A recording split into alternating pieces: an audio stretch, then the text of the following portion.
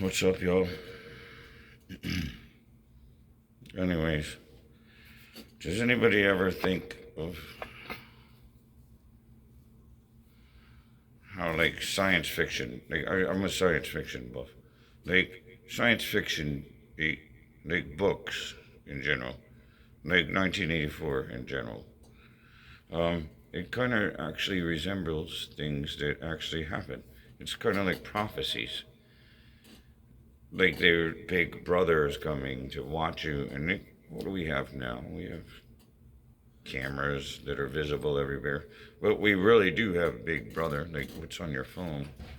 Like on the phone that you're probably watching me on right now has so much of your information. I mean, it was all prophesized. I'm not complaining about it. I kind of like my phone knowing who the fuck I am. But it was prophesized. And, shit like Star Trek. Remember Star Trek? My favorite. Back in the day, it was so cheesy. But I don't know, man. I'm talking about the old Star Trek with William Shatner and Leonard Nimoy and DeForest Kelly and yeah. But I don't think we need this on there. Thank you.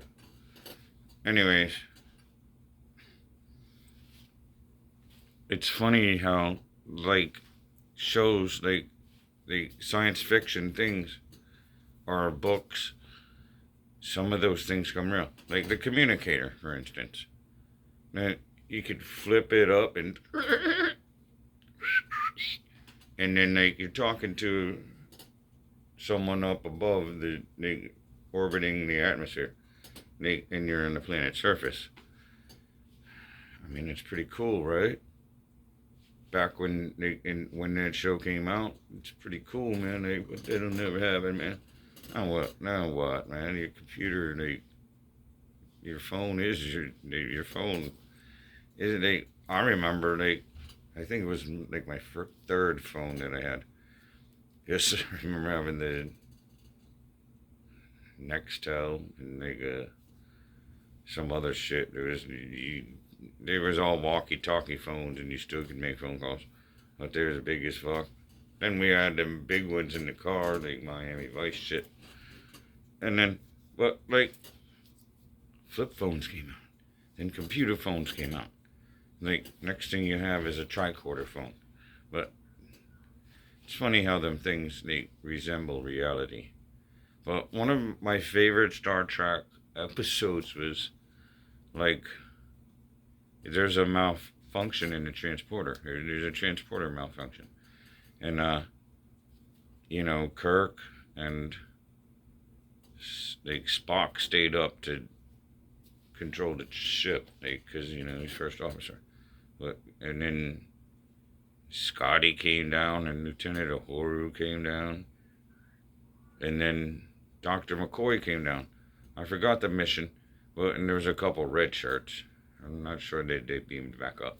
But, that goes. You got a red shirt and you're not Scotty. Not going to happen for you.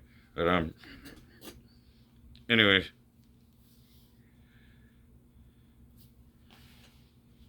It was very odd because Scotty left this dude to, beam him up. And, I don't think he was, qualified because of that malfunction of the transporter. It might have been his fault. I don't know. But he got him back on the transporter platform, and he lost him. And Spock's like, "Move over, I got this." So Spock got him back on there. But when they came back, they were a bunch of heathens from a different universe. And then the real landing party ended up in a different universe with a bunch of heathens. And, Spock had a full-grown beard with this bandana hanging out, and "Hail, Captain!" And then, everything was all fucked up and shit. And just saying, as soon as they were walking to their quarters, Sulu tried to kill Captain Kirk. He had this insurrection already going aboard Enterprise from an alternate universe. And like, then he is chasing like a horror, and he wanted to sting her. He wanted to sting a horror, and you know what I mean. And like, everything was just all fucked up. And that, it just, it resembles a lot of things that are going on these days to me. I mean,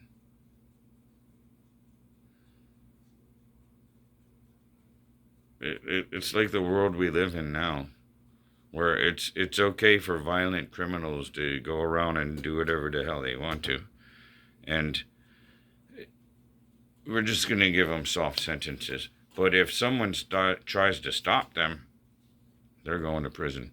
You know, like in a New York jail, you'd probably be safer. And in New York, you'd probably be safer at Rikers Island right now than being in the subway in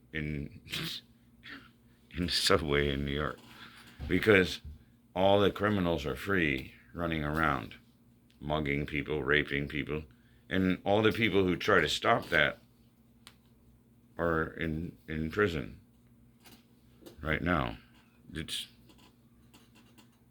Is that an alternate universe or is it not? But it's the truth. This is the real truth. You can watch whatever news you want to, but this is the real truth. Let's defund the police and disassemble them and disbar them, and that's going to protect us from nothing. It's going to protect us from nothing. You see, what it's going to do is make us all vulnerable. And it's not going to just be the cities. I mean, you can see it. Like, what happens in the cities? All of that shit spreads. It spreads out. It starts there, but it spreads out. Almost like cockroaches. The violence and all the crazy shit that you see in all of these cities that will spread district by district by district, slowly or fast. Your choice. Otherwise, before that happens, everything might come to turmoil anyways.